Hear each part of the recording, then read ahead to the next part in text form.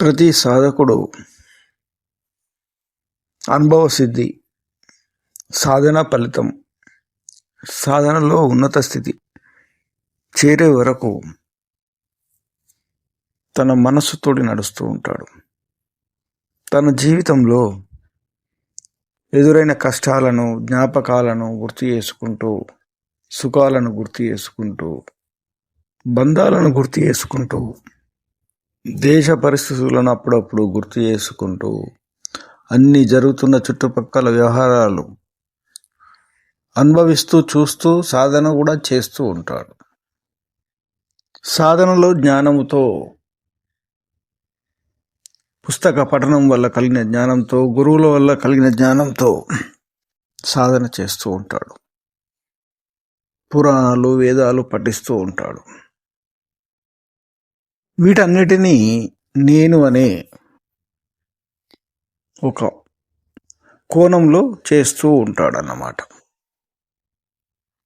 సాధన అతనికి కుదరకపోతే తనకు ఉన్న సమస్యల వల్ల ఇది జరగడం లేదు. ఒకవేళ సమస్యలు లేకుంటే నేను ప్రహ్లాదునిలాగా, ధ్రువునిలాగా, సంత్ కబీర్ లాగా గొప్పవాడిని అయ్యేవాడిని, నేను తపస్సు చేసేవాడిని, నేను నిద్ర, ఆహారాలు, భోజనము అన్నింటినీ వదిలిపెట్టి దేవునికై నిరంతరంగా శ్రమిస్తూ ఎండకు వానకు భయపడకుండా హిమాలయాలో ఘోర తపస్సులు చేసి దేవునికి అంకితమయ్యేవాడినని అనుకుంటూ ఉంటాడు.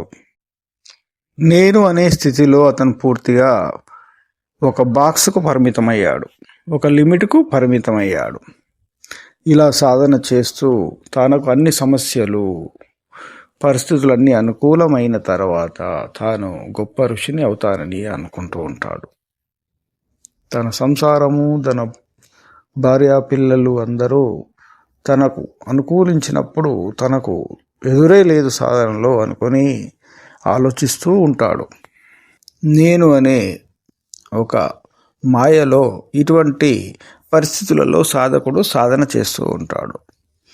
అప్పుడప్పుడు సాధనలో మంచి స్థితులు కలిగినా కానీ ఈ యొక్క జ్ఞానాన్ని, ఇటువంటి ఆలోచన విధానాన్ని అతను వదిలిపెట్టాడు. ఇటువంటి సాధనలో ఆ యొక్క సాధకుడు తన కర్మ ఫలితాన్ని ఒక రకంగా వదిలి ఒక రకంగా పట్టుకుంటూనే ఉంటాడు. ఎందుకంటే అక్కడ నేను అనేటువంటిది ఉంది, అతనికి లిమిటెడ్నెస్ ఉంది, అతనికి గుర్తింపు ఉంది. అతను పూర్తిగా మారి ఆ యొక్క సముద్రం అనేటువంటి పరమాత్మతత్వంలో కలవడం లేదు. అతని ఐడెంటిటీ అతనికే ఉంది కాబట్టి అతను పూర్తిగా స్వేచ్ఛను పొందిలేడు. కర్మకు బందీ అయిపోతూ ఉన్నాడు. ఏదో రకంగా చెడు కర్మల మూలంగానో లేకుంటే నేను అనేటువంటి భావనలో అతని యొక్క మనస్సును ఒక పరిధిలో పెట్టడం వల్లనో అతను చేస్తున్న కర్మలన్నీ పుణ్యాన్ని ఇచ్చినా కానీ అతనికి ఆ యొక్క పరమాత్మ అనే సముద్రంలో కలవనీయడం లేదు. మీరాబాయి కానీ, సంత్ రామదాస్ కానీ, ఇలా గొప్ప గొప్ప సాధకులు ఇలాంటి సాధన చేయలేదు. ఎందుకంటే ఇలా ఆలోచిస్తూ చేసే సాధనలు ఉన్నత స్థితిని, జీవుని ఎప్పటికీ తీసుకెళ్ళలేవు. అతను చూపును ఒక పరిధిలో ఉంచుకొని దాని ప్రకారమే అతను సాధనను ఊహిస్తూ సాధనను చేస్తూ ఉన్నాడు కదా. మరి సాధనను ఎలా చేయాలి? సాధన అంటే ఏమిటి? అసలైన సాధన ఈ రోజుల్లో ప్రతి ఒక్కరూ చేస్తున్న సాధన కాదా? ఈ ప్రపంచాన్ని ఆలోచిస్తూ, ఈ ప్రపంచంలో జీవిస్తూ, ఈ సంసారంలో జీవిస్తూ, ఈ సంసారంలో నేను అనే తత్వంలో ఉంటూ, ఒక సంఘానికి పరిమితమై, ఒక ఇంటికి పరిమితమై, తన యొక్క కష్ట సుఖాలకు పరిమితమై తన ఆలోచన విధానమును కొనసాగిస్తున్న ఈ సాధకులు కారా మరి?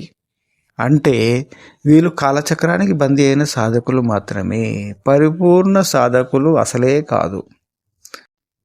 తన మనస్సులోన ఉన్నటువంటి యొక్క ప్రపంచంలోని అన్ని భావనలను అన్ని పాపపుణ్యాల భావనలను, అన్ని జ్ఞానపు భావనలను, అన్ని రకాలటువంటి సంస్కారాలను పక్కన పెట్టేస్తారు వాళ్ళు. అది తాము కాదు, నేను కానే కాదు, నేను ఒక ఉనికి కానే కాదు, నేను ఒక ఉనికిలో లేను, నేను సమర్పింపబడి ఉన్నాను, ఆ యొక్క అనంత శక్తికి సమర్పింపబడి ఉన్నాను, దానిలోని అంశమును మాత్రమే. నేను దానికి అతీతంగా ఒక ఉనికితో, ఒక మనసుతో, ఒక బుద్ధితో, ఒక జీవునిగా లేను. ఆ జీవతత్వం మనసుకు సంబంధించింది కాబట్టి దాన్ని పక్కన పెట్టేస్తున్నాను సంపూర్ణంగా సాధనా పరంగా అని సాధనలో అప్పుడు దిగుతాడు.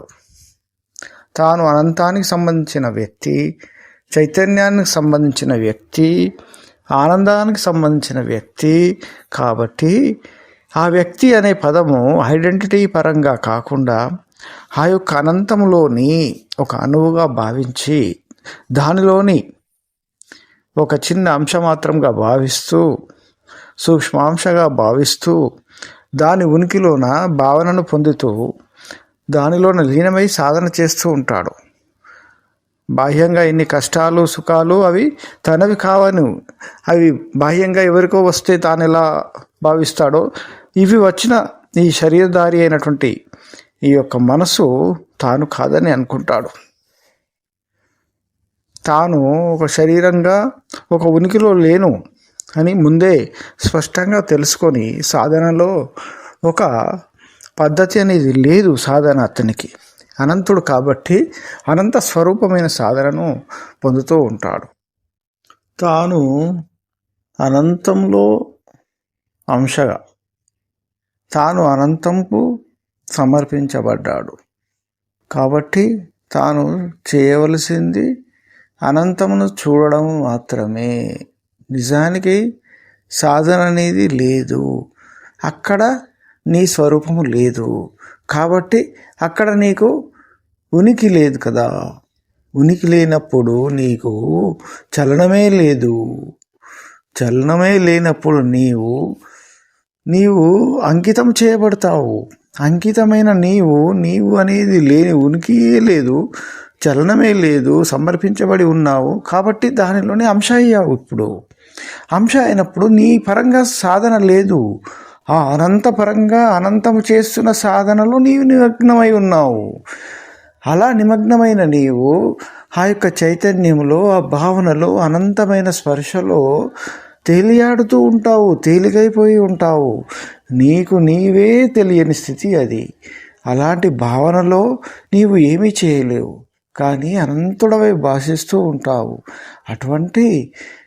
అటువంటి గొప్పనైనటువంటి ఆ యొక్క మధురమైన మన యొక్క ఉనికి అనంతము. అది దాన్ని మనము మాటలతో చెప్పలేము. ఆ భావనలో, ఆ యొక్క అనంతమైనటువంటి సాధనలో నువ్వు నిమగ్నమై ఉన్నప్పుడు నీ యొక్క బాహ్యమైనటువంటి ఆ యొక్క ఉనికి కలిగిన స్పర్శకు, ఉనికి కలిగిన ప్రపంచానికి నీవు అతీతుడవై ఉన్నప్పుడు నీకు ఉన్నా లేనట్లే బాహ్యంగా నీవు అనంతుడవై ప్రకాశిస్తున్నప్పుడు నీకు పరిపూర్ణత కలుగుతూనే ఉంటుంది. ఆ స్థితి నుంచి బయటకు రావడానికి నీకు ఇష్టమే ఉండదు, నీకు అది పంపను కూడా పంపదు. ఆ యొక్క అనంతమైన చైతన్యము నిన్ను తన ఒడిలో కలుపుకొని ఉంది. అప్పుడు నీవు బయటకు రావడానికి నీ ఉనికి లేదు కదా అక్కడ. అలాంటి స్థితిని తెచ్చుకోవాలి సాధకుడు. అలాంటి స్థితిలో ఉండాలి నిరంతరము. అక్కడ మన భావము లేదు, జ్ఞానము లేదు, ఎటువంటి సిద్ధులు లేవు అక్కడ. అది చేరుకున్నవాడు ధన్యుడు, అనంతుడు, గొప్పవాడు, నిర్మలుడు. జ్ఞానానికే అంతము అంటే జ్ఞానం ఎక్కడైతే అంతమవుతుందో ఆ స్థితి అది ప్రకాశ స్థితి, అది పరిపూర్ణ స్థితి, అది పరమాత్మ స్థితి. అది